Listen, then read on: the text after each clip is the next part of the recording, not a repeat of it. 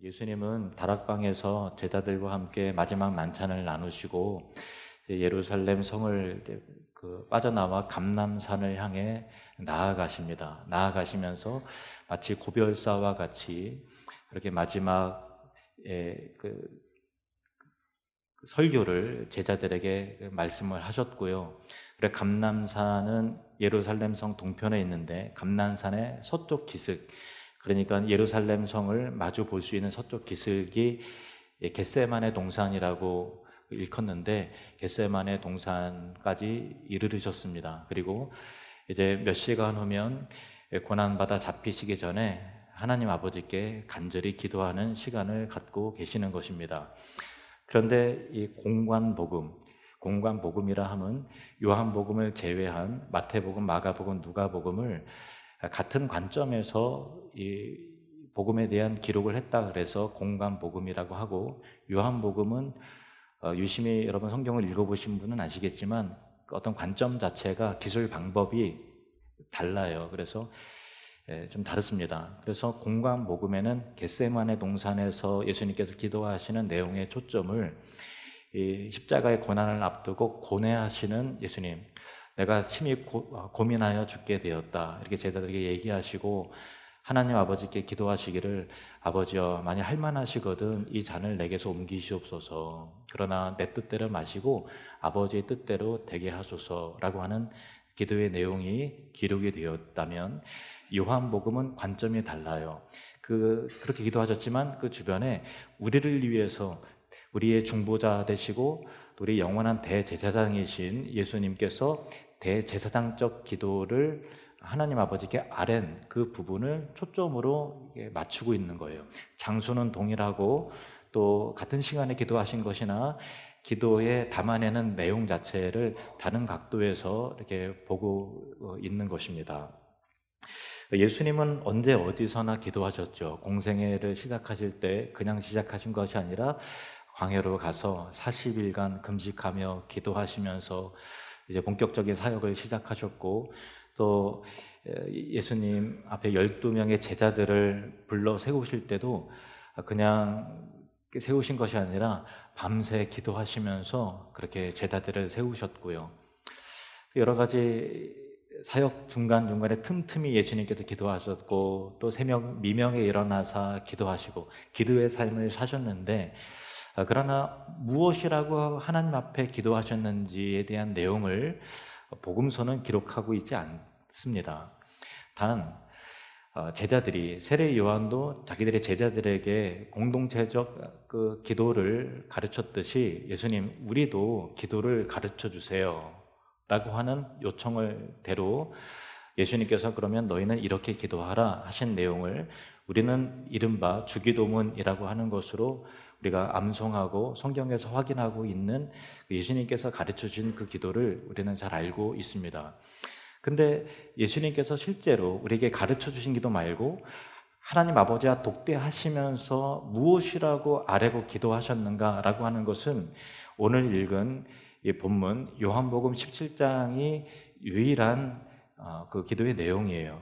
그런 면에서 보면 주기도문은 주님께서 가르쳐 준 기도이고, 어떤 면에서 진정한 주님의 기도는 요한복음 17장이라고 할 수 있을 것입니다. 요한복음 17장에 있는 내용은 대제사장적 기도는 세 부분으로 구별되어 기술이 되었는데, 첫 번째는 그리스도 자신을 위한 기도예요. 1절부터 5절까지 그렇게 기록이 되어 있고요. 그것은 오늘 다뤄질 내용입니다. 두 번째 내용은 6절부터 19절까지의 기록 내용인데, 제자들을 위해서 기도를 하셨고요. 제자들을 위해서. 그리고 20절부터 제일 마지막 절까지는 제자들의 전도를 받아서 장차 지상에 세워질 교회와 또 성도들을 위해서 중보하며 기도하신 내용이 세 부분으로 이렇게 구성이 되어 나오는데, 오늘 말씀은 17장 1절부터 5절까지 읽은 내용을 통해서 예수님께서 그리스도 자신을 위해서 기도하신 내용을 통해서 기도의 본질을 몇 가지 우리가 확인할 내용이 있습니다. 저는 세 가지를 나누어서 여러분에게 말씀을 드리려고 합니다.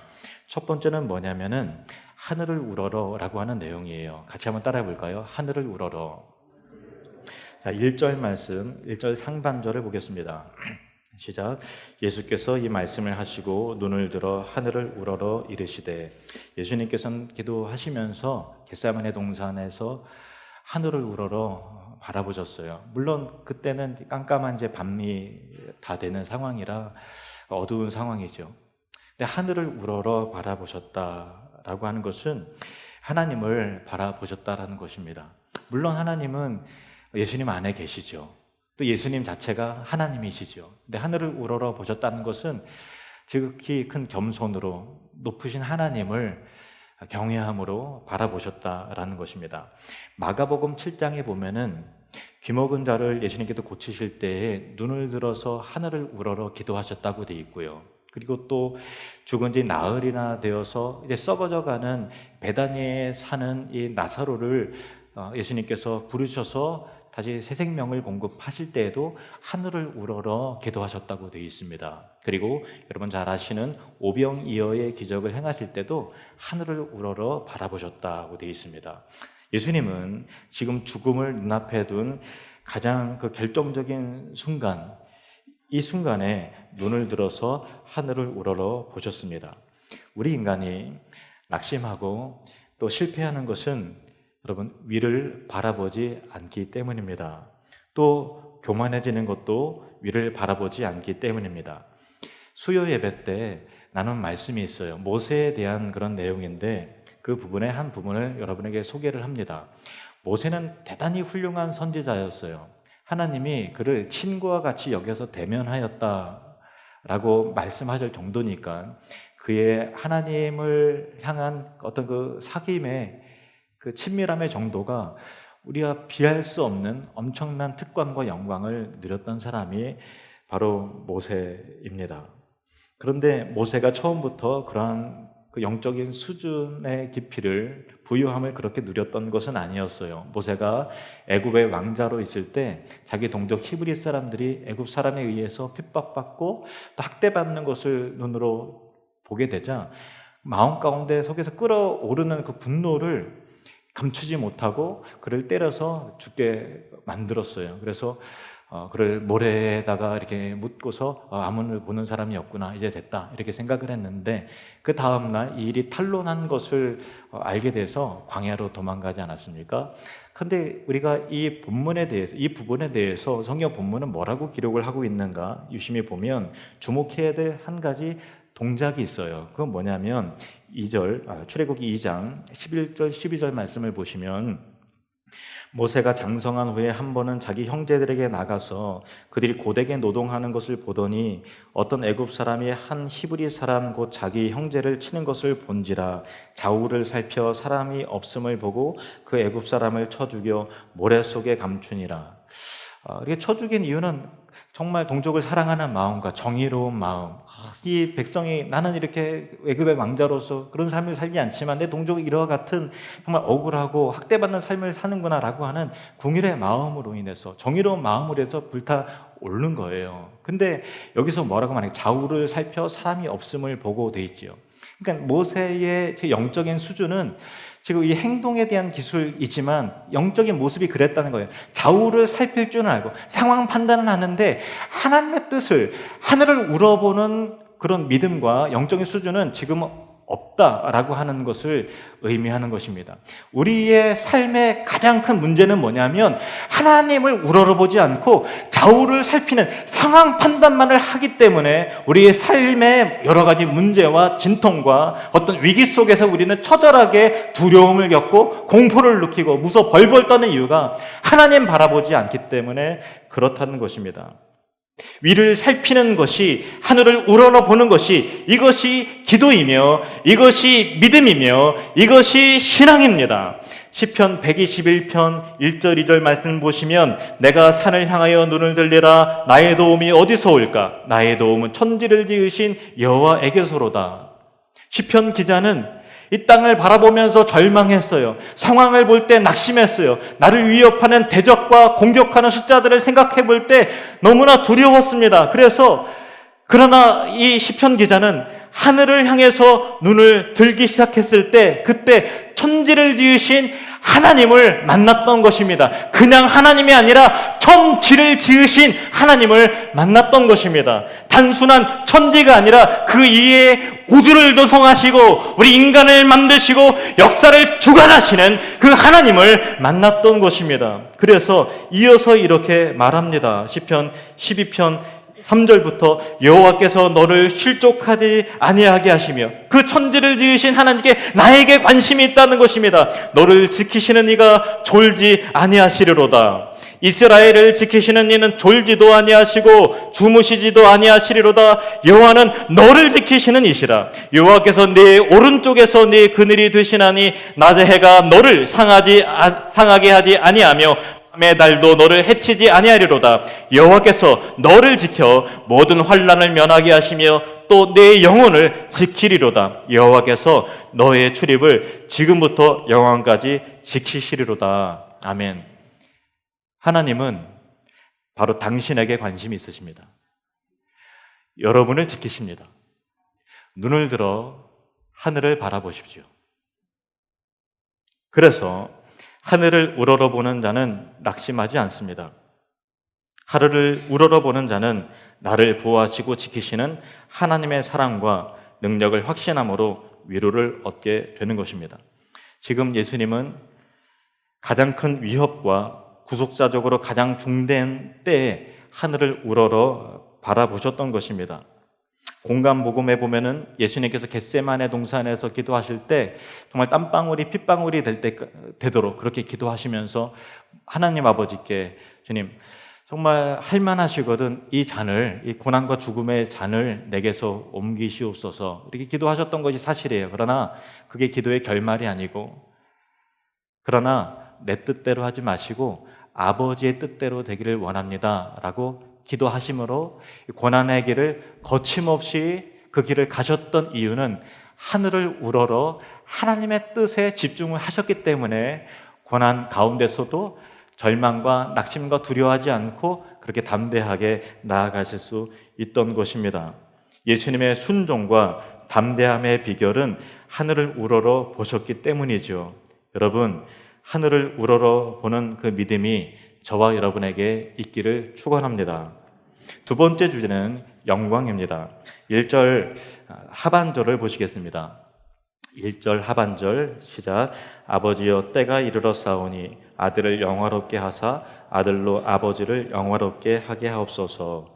아들을 영화롭게 하사, 주님 나를 영광스럽게 해주십시오. 아버지 나를 영광스럽게 해주십시오 라는 기도를 하셨다라는 것입니다. 예수님께서는 하나님께로부터 오는 영광을 구하고 있습니다. 참된 영광은 세상으로부터 오지 않습니다. 영원한 영광은 사람으로부터 옆으로부터 주어지는 것이 아닙니다. 위로부터 하나님 아버지로부터 내려오는 것이죠. 세상의 영광은 영원하지 않습니다. 허무하고 공허한 것입니다. 많은 사람들이 헛된 영광을 구하고 찾기 위해서 인생을 소모합니다. 그러나 인간의 영광은 반드시 녹슬고 소멸되기 마련입니다. 베드로전서 1장 24절 말씀을 같이 읽으시겠습니다. 시작. 그러므로 모든 육체는 풀과 같고 그 모든 영광은 풀의 꽃과 같으니 풀은 마르고 꽃은 떨어지되. 아멘. 풀이 마르고 꽃은 떨어지는 것 같이 모든 육체의 영광은 다 시들기 마련이다 라는 말씀이죠. 한때 대중들에게 많은 사랑을 받았던 연예인들도 또 기획사 사장도 또 국민들에게 지지를 받았던 정치인들이 얼마나 한순간에 그의 영광을 잃어버리는지 우리는 잘 알고 있습니다. 세상의 영광은 지나가는 것입니다. 헛된 영광은 소멸되는 것입니다. 오직 위로부터 오는 하늘의 영광만이 영원한 것이죠. 그 영광을 구하십시오. 그러면 예수님께서 아버지 나를 영광스럽게 해주십시오 라고 기도하셨던 이유는 무엇일까요? 1절 하반절을 다시 한번 자세히 읽겠습니다. 아버지여 때가 이르러 싸우니 아들을 영화롭게 하사 아들로 아버지를 영화롭게 하게 하옵소서. 나를 영광스럽게 해주십시오. 그 이유는 나를 통해서 아버지를 영광스럽게 하기를 원합니다 라고 하는 오직 예수님의 초점은 아버지의 영광이었던 것입니다.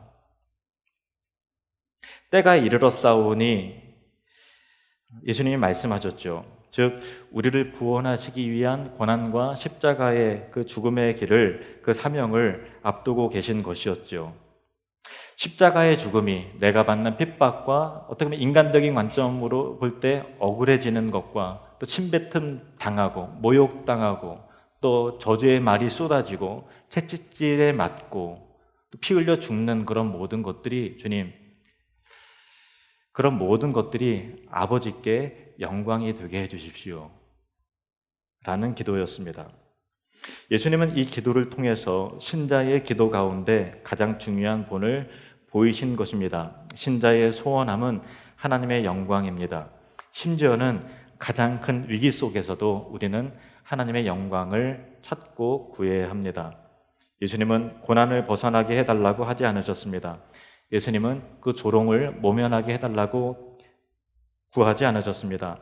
이 모든 고난과 조롱과 핍박이 그저 욕된 것으로, 조롱으로만 끝나는 것이 아니라 그런 과정을 내가 지나겠사오니 주님 간구합니다. 이 모든 것들이 아버지께 영광이 되게 해주십시오. 여러분, 인생에 있어서 어떤 위기와 두려움과 어떤 큰 일을 앞에 두고 있습니까? 성공을 위해서 기도하지 마십시오. 고난을 면하게 해달라고 기도하지 마십시오. 이 일을 통해 하나님께 영광이 되게 해달라고 기도하십시오. 나의 무능과 나의 죄성과 어리석음과 혈기로 인해서 추한 인생 되지 말게 해달라고 기도하십시오. 하늘의 영광이 내 안에 가득하게 해달라고 기도하십시오. 내 인생과 자녀들의 인생이 썩어질 영광에 취해서 그 영광을 갈망하는 것이 아니라 녹슬지 않는 하늘의 영광으로 충만한 복된 삶이 되게 해달라고 자녀를 위해서 기도하십시오. 그 모든 것이 결국은 아버지께 영광이 되게 해달라고 기도하십시오. 오해받으셨습니까? 갈등 중이십니까? 환난을 겪으십니까? 고난을 받으십니까? 경제적인 압박 때문에 너무나 힘이 드십니까? 여러분, 이 모든 것들이 아버지께 영광이 되게 해달라고 기도하십시오. 그런 모든 것들을 통해서, 여러분의 기도를 통해서 우리 하나님은 영광을 얻으실 것입니다. 그러면 하나님의 영광을 위한 삶이란 구체적으로 무엇을 의미하는 것일까요? 4절 말씀을 보겠습니다. 4절, 아버지께서 내게 하라고 주신 일을 내가 이루어 아버지를 이 세상에서 영화롭게 하였사오니, 하나님께 영광을 올려드리는 비결은 아버지께서 우리에게 하라고 맡기신 일을 성취하고 이룸을 통해서 아버지께 영광이 된다라는 그런 의미인 것이죠. 하나님의 영광을 드러낸다는 것은 구호로 되는 것도 아니고 또 노래로만 되는 것도 아닙니다. 지금 아버지께서 내게 하라고 명령하신 일을 구체적으로 이루어내는 삶을 통해서 하나님을 영화롭게 하는 것이죠. 그러면 여러분은 질문할 것입니다. 하나님께서 내게 하라고 하신 그 일은 도대체 무엇입니까? 내 인생을 걸고서 감당해야 될 사명은 무엇입니까? 여러 가지가 있을 수 있지만, 다양할 수 있겠지만 본질적인 것만 말씀을 드리도록 하겠습니다. 여러분, 그 사명을 모른다고 말하지 마십시오. 여러분은 알고 있습니다. 여러분은 이미 성령 안에서 답을 알고 있을 것입니다. 자식으로서 해야 될 일을 모른다고 말씀하시지 마십시오. 부모로서 하나님 앞에서 해야 할 그 일이 무엇인지 우리는 이미 알고 있습니다. 성령님께서 저와 여러분에게 말씀을 통해서 가르치시고 깨닫게 하시는 바로 그 일을, 하나님의 영광에 관한 일을 감당하시면 되는 겁니다.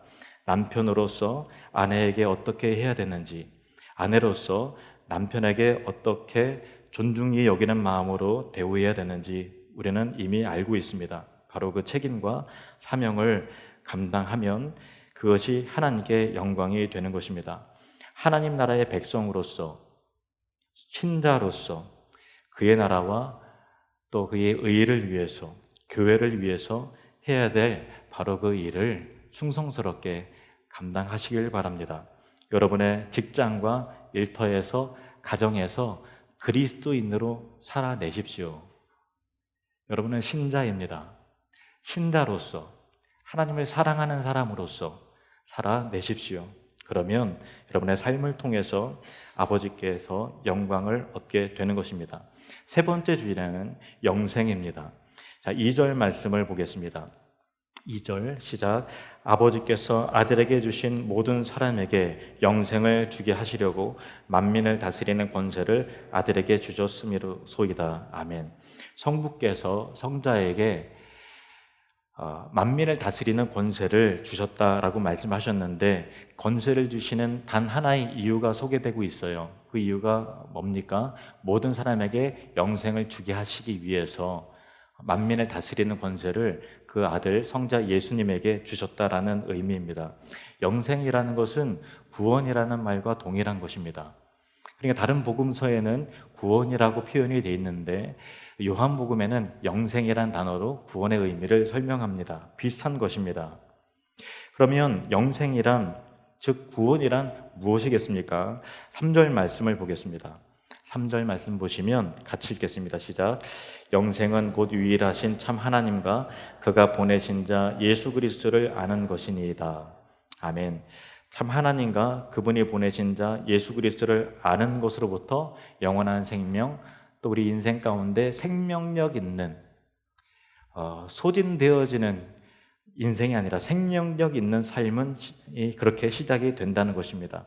아는 것이라고 하는 단어는 헬라어로 기노스코라는 단어인데요, 어떤 사실에 대한 인식뿐만 아니라 관계적인 의미, 친밀한 관계의 의미예요. 동침하다, 동거한다라는 의미도 같이 포함된 단어입니다. 그래서 여기에서 안다라고 하는 것은 단순한 지식적 의미를 뛰어넘어서 관계적으로 깊이 안다라는 의미이기 때문에 그것을 믿음이라는 말로도 바꿀 수도 있고 사랑이라는 말로 바꿀 수가 있는 거예요. 관계가 깊어지면 서로 신뢰관계가 생기죠. 그래서 그 믿음이라는 단어를 쓸 수도 있고 깊은 관계 속에서 사랑하지 않습니까? 그래서 영생은 하나님을 사랑하는 것이라, 또 예수님을 믿는 것이다, 예수님을 아는 것이다 라고 다양한 말로 표현될 수 있는 것입니다. 그런데 오랫동안 서로 동거하며 살았어도, 오랜 시간 20년, 30년 같이 살았다 할지라도 서로가 서로를 너무나 모르는 경우가 많이 있더라는 거예요. 서로가 안다고 하지만 같이 살아보지 못하면 진정으로 또 안다고도 할 수 없을 것입니다. 삶의 수준과 깊이가 다 제각기 다르지 않겠습니까? 믿음이라는 것이 그런 거예요. 영생이라는 것이 그런 것입니다. 제가 하나의 예를 하나 들어보겠습니다. 제가 자주 가는 동네 상점 주인이 제가 가면 알 거예요. 하늘주님교회 담임 목사라고 하더라. 그 정도는 알겠죠. 그런데 우리 하늘주님교회 성도님들이 여러분이 저를 아는 것만큼 그 상점 주인이, 또 식당 주인이 저를 그렇게 아는 것은 아니겠죠. 그리고 여러분이 저를 알고 계시지만 날마다 살을 맞대야 같은 이불을 덮고 자는 제 아내가 저를 아는 것만큼 그렇게 여러분이 저를 잘 알지 못할 것입니다. 안다는 것은 수준과 깊이가 다 다르다는 의미가 포함이 돼요. 영생이라는 것도 여러분 예수 그리스도 통해서 믿음으로 주어지게 되지만 영생을 더 깊이 있게 은혜롭게 충만하게 누리는 사람이 있고 잘 누리지 못하는 사람이 있다는 것입니다. 여러분 안에도 각자의 그 천국의 은혜와 구원의 감격을 얼마나 누리고 또 확신하며 살아가는 수준이 제각기 다르다는 것입니다. 이것은 무엇을 의미하는가 하면은 여러분, 영생은 곧 하나님, 참 하나님과 그의 보내신 자 예수 그리스도를 아는 것인데, 삶의 수준이 다르다는 것은 영생을 누리며 살아가는 삶의 그 깊이와 은혜의 수준이 다르다는 것은 여러분에게 또 다른 도전을 주는 것입니다. 여러분, 영생을 충만히 누리기 위해서 애쓰십시오. 그래서 호세아 선지자는 이와 같이 우리에게 호소하고 있습니다. 호세아 6장 3절 말씀에 그러므로 우리가 여호와를 알자, 힘써 여호와를 알자, 힘써 여호와를 알자. 여러분, 예수님께서도 동일한 어조로 제자들에게 우리에게 말씀하고 계십니다. 너희는 마음을 다하여 목숨을 다하고 뜻을 다하여 주 여호와 너희 하나님을 사랑하라. 관계적인 의미죠. 여러분, 어떻게 하면 우리가 구원의 감격을 더욱더 충만히 누릴 수 있습니까? 어떻게 하면 이 땅에서 살지만 하늘의 영광을 더욱더 충만하게 누리면서 살 수 있습니까? 어떻게 하면 우리는 날마다 천국을 누리면서 살 수 있습니까? 하나님을 알되 힘써 하나님을 알기를 바랍니다. 그냥저냥 신앙생활 하시는 거 아니에요. 그냥저냥 믿고 살아가는 거 아닙니다. 여러분, 힘써서 주님을 믿고 힘써서 주님을 사랑하십시오. 영생의 감격 가운데 믿음과 확신 가운데 살아가는 저 천국의 은혜가 지상에서부터 시작되는 그 감격과 은혜를 경험하게 되실 것입니다. 저는 여러분에게 사도 바울이 에베소 교회 성도들에게 편지하면서 그들에게 보다 더 충만한 지식과 은혜가, 너희가 지금 수준보다 더 충만한 그 천국의 은혜와 구원의 은혜가 너희에게 있기를 바란다라고 하는 이 기도의 제목을 가지고 그들에게 글을 썼던 내용을 읽으면서 말씀을 맺으려고 합니다. 에베소서 3장 14절에서 19절 말씀입니다.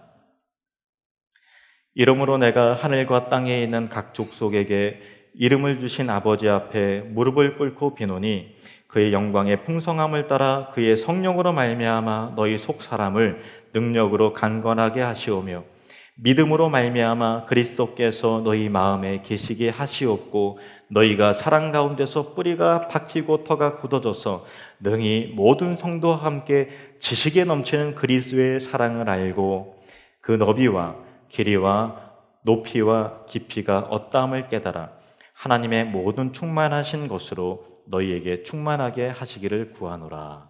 기도하시겠습니다.